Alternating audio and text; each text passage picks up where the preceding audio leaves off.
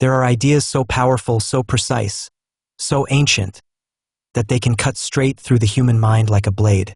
Carl Jung spent his entire life trying to understand the architecture of the psyche. The shadows, the symbols, the dreams, the fears, the unlived life that whispers inside every one of us. But here's the twist no one talks about. Zen Buddhism explained the very truths Jung spent decades struggling to decode, centuries before he was born. What Jung tried to map with psychology, Zen revealed through direct experience. What Jung described in theory, Zen expressed in silence. What Jung called the self, Zen called awakening. And once you see the connection, once you understand how Zen completes Jung's work, you'll never look at your mind or your life the same way again. Welcome to Buddha Unfiltered, the place where ancient wisdom meets the raw, unpolished truth of modern life. Before we begin, take a breath and drop a comment letting us know where in the world you're listening from. Because this community is global seekers, thinkers, wanderers, and inner explorers from every corner of the world. Let's begin. Chapter 1. Jung's lifelong question. Who are you? Really? Carl Jung wasn't just looking at dreams or symbols. He wasn't just building theories. He was hunting a question that haunted him his entire life. Who is the one behind your thoughts? Who is the one behind your emotions? Who is the one behind the face you show the world? This wasn't a scientific question. It wasn't even a psychological one. It was a spiritual question. Jung understood something most psychologists today still refuse to accept. The human mind cannot understand itself using logic alone. The mind must be experienced. And that's exactly where Zen enters the story. Zen doesn't ask you to analyze your thoughts. Zen asks, what is the nature of the one who is thinking? Not the thought, not the emotion, not the memory, but the one who is aware. This is where Jung and Zen overlap so perfectly it's almost eerie. Chapter 2. The Shadow, Zen's silent demon. Jung's most famous idea is the shadow, the dark, repressed, rejected parts of you, the anger you deny, the desires you're ashamed of, the jealousy you hide, the fears you bury, the wounds you pretend you healed.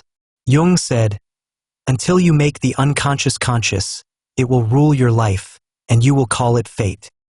But here's what Zen understood long before psychology existed. Your shadow isn't evil. It isn't your enemy. It's simply the part of your mind you refuse to look at. Zen calls this the silent demon.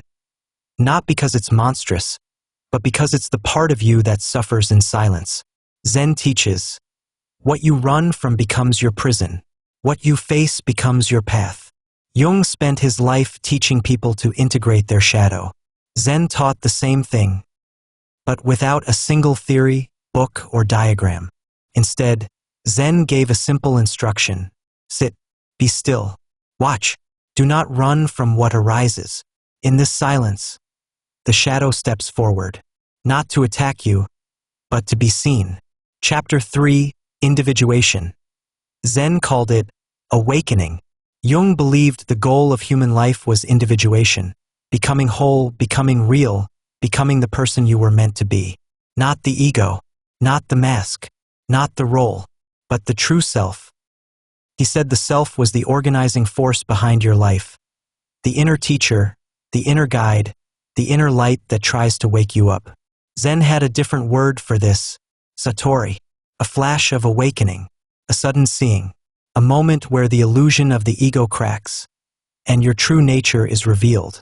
What Jung called the self, Zen called your original face before you were born. Same truth, different languages. Jung approached it through psychology. Zen approached it through stillness. But both pointed to the same thing. There is something deeper than your thoughts, deeper than your emotions, deeper than your identity, and that is who you truly are. Chapter 4. Jung's synchronicity. Zen's interdependent mind. Jung shocked the scientific world when he talked about synchronicity, meaningful coincidences that feel like the universe is speaking directly to you. Psychology hated it. Zen understood it immediately. Because in Zen, the idea that everything is interconnected isn't mystical, it's obvious. Zen says, when the mind is clear, the world reflects clarity. When the mind is troubled, the world echoes confusion. This is why synchronicities appear most often when you're healing, you're awakening, you're questioning your life, or you're becoming more conscious. Jung believed synchronicity happens when the self, the deeper intelligence within you, is guiding your path. Zen calls this mind-mirror reality. Your mind and your world are not separate. They are reflections of each other. Chapter 5. The Collective Unconscious, Zen's Original Mind. One of Jung's most radical ideas was the collective unconscious, the universal mind that all humans share. A place of symbols, dreams, archetypes, intuition, and ancient knowledge. Zen had a name for this too, the original mind, the one mind, the mind before thought. In Zen, your individual mind is like a wave. But the collective unconscious, the original mind, is the ocean. The wave rises and falls, but it never stops being the ocean. Jung believed healing comes from connecting with this deeper layer of mind. Zen believed enlightenment is the recognition of this layer. Once again, Zen completes Jung. Jung confirms Zen. Chapter 6. Why Psychology Failed Jung's Vision. Modern psychology tries to diagnose you, label you, explain you, categorize you, fix you. But Jung wasn't trying to fix people. He was trying to wake people up. That's why his work was misunderstood, dismissed, even attacked. He wasn't doing psychology. He was doing inner liberation. Zen Buddhism does the same, but with a simplicity that makes psychology look clumsy. Zen doesn't ask, what disorder do you have? Zen asks, what illusion are you believing? Zen doesn't ask, how do we correct this behavior?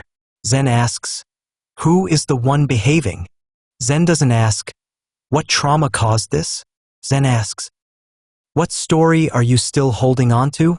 Jung tried to build a map. Zen handed you the destination. Chapter 7. The Zen teaching that explains Jung completely. There is one Zen teaching that wraps Jung's entire life's work into a single sentence. When you see the nature of your mind, you understand everything. Because the shadow is part of your mind. Individuation is the unfolding of your mind. Synchronicity is the language of your mind. The collective unconscious is the ocean beneath your mind. Your suffering is a misunderstanding of your mind. And your awakening is the recognition of your true mind. Jung tried to study the mind. Zen tells you to experience it. That's why Zen Buddhism explains Carl Jung better than psychology ever did. Absolutely, here is part 2, part 3, and the full cinematic ending for the audiobook. Headphone Zen Buddhism explains Carl Jung better than psychology ever did. Part 2 and part 3 plus ending. Buddha Unfiltered style, dramatic, deep, and built for long-form listening. Blue Book Part 2 Zen koans that reveal Jung's deepest theories. Jung spent decades studying symbols, dreams, archetypes, the hidden architecture of the unconscious. Zen spent centuries using koans to pierce through the very illusions Jung was mapping. And once you understand Zen koans, you realize they express Jung's teachings more clearly than psychology textbooks ever did. Let's explore 3. Koan number 1.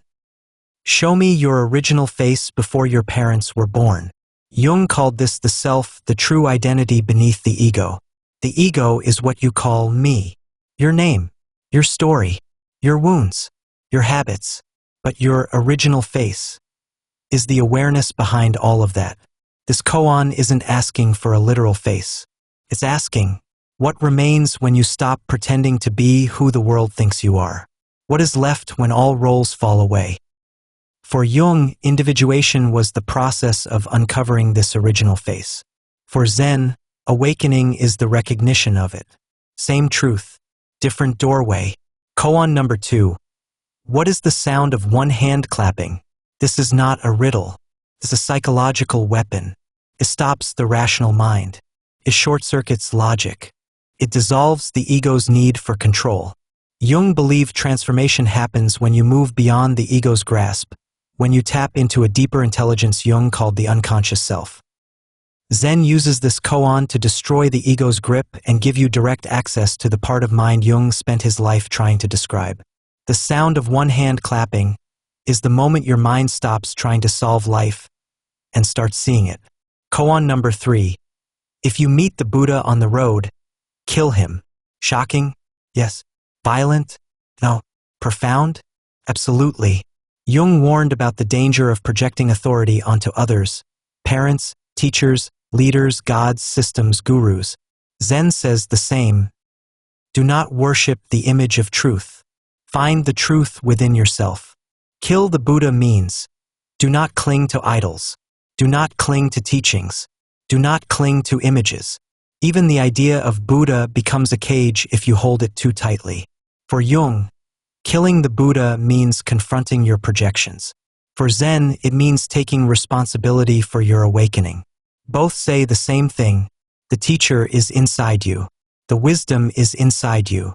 The transformation is inside you. Blue Book Part 3. Jung's shadow work through the eyes of Zen. If Part 2 revealed how Zen expresses Jung's theories, Part 3 reveals how Zen actually solves the deepest problem Jung discovered. The shadow. The shadow is the part of you that flinches at truth, avoids responsibility, hides your wounds, sabotages your growth, protects old identities, fears your own power. Jung said you cannot become whole until you face your shadow. Zen tells you exactly how to face it. Let's break this into 3 stages. Stage 1. Seeing the shadow without judgment. Zen meditation is not about feeling peaceful. It is about seeing reality clearly. In silence, your shadow rises. Anger, jealousy, insecurity, sadness, fear, desire, old memories, old wounds. Zen teaches you to watch them like clouds passing through the sky. Not to analyze, not to suppress, not to judge, just to see. This is exactly what Jung meant when he said, what you resist persists. What you make conscious becomes your power. Zen turns unconscious shadow material into conscious awareness. Stage 2. Accepting the shadow as part of you. Jung believed healing comes from integration, not rejection. Zen expresses this with one sentence. The obstacle is the teacher. The shadow is not something broken. It is something calling for attention. Contains the parts of you you abandoned, the strengths you suppressed, the truths you feared, the creativity you buried. Zen tells you, sit with it, feel it, make space for it. Jung tells you, dialogue with it, learn from it, integrate it. Both say, your shadow is not your darkness. It is your doorway. Stage 3, becoming whole. When you accept the shadow, you become larger than your suffering. You become your entire self, not just the ego's tiny fragment. Jung called this individuation. Zen calls it kensho, seeing your true nature. At this stage, fear loses its grip. Emotions stop controlling you. The past stops defining you. Your life becomes lighter. Choices become clearer. Intuition becomes stronger. Synchronicities increase. Your sense of identity expands. And suffering becomes meaningful instead of overwhelming. This is the moment Jung and Zen both pointed toward. You stop being a character. You start being a consciousness. Blue Book Final Chapter. The truth Jung spent his life searching for. Jung explored every corner of the psyche. He dove into dreams, symbols, myths, archetypes, visions, alchemy, and ancient religions. But in the end, he came to a realization almost identical to Zen. The mind contains everything. An awakening is seeing the mind clearly. Zen didn't need theories. Zen didn't need psychology. Zen didn't need analysis. Zen had a single instruction. Look inward with absolute honesty. And don't look away. Jung used psychology to walk you to the gate. Zen opened the gate and said, enter. The ending, the moment everything clicks. If you forget everything in this audiobook, remember this. Jung mapped the mind. Zen reveals it. Jung described the self. Zen lets you experience it. Jung studied dreams. Zen wakes you from them. Jung chased the truth. Zen shows you the truth was always inside you. This is why Zen Buddhism explains Carl Jung better than psychology ever could. Not because Jung was wrong, but because Zen begins where Jung's journey ends. And now your journey begins. If you want the next audiobook, Carl Jung's Red Book explained through Zen Buddhism, or the Zen technique that unlocks individuation, just say the word, "I'm ready."